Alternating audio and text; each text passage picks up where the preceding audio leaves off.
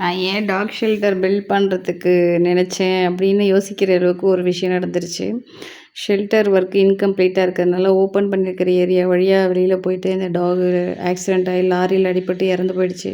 ஒரு நாள் முழுக்க தேடிட்டு இருந்து மறுநாள் தான் இது ரொம்ப தூரத்தில் அடிபட்டு ரோட் சைடில் யாரோ எடுத்து போட்டிருக்காங்க. என்னால் இதை ஜீர்ணிக்கவே முடியல. அவ்வளோ டாக்ஸ் இருக்காங்க, வெளியிலலாம் போகாது. இந்த டாக் ஆக்சுவலாக சின்ன குழந்தையிலேருந்து இங்கேயே வளர்ந்தது.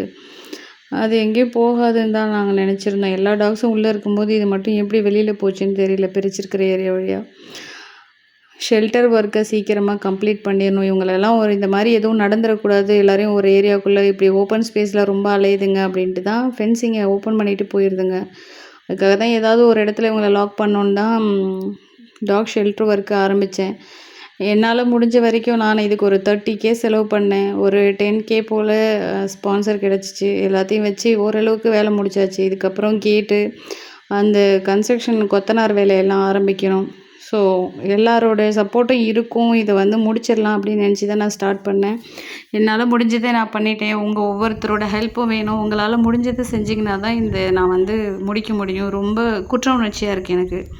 அந்த டாகு உடம்பு சரியில்லாமல் ஏதேதோ காரணத்துக்காக இறந்து போவாங்க, அதெல்லாம் அக்செப்டபுள். பட் இது வெளியில் போய் ஆக்சிடெண்ட் ஆனதை என்னால் ஏற்றுக்கவே முடியல. ரொம்ப மன உளைச்சலாகிட்டேன் நான்.